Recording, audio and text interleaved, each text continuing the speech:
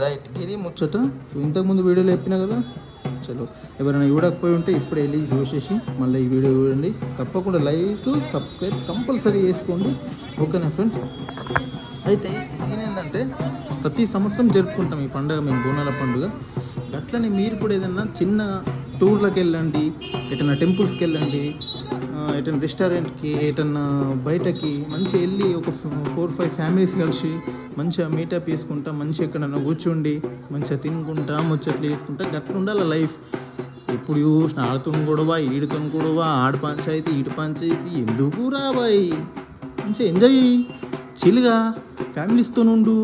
వాళ్ళకు టైం ఇయ్యి, నీ టైం నువ్వు చూసుకో, వాళ్ళకు టైం ఇయ్యు.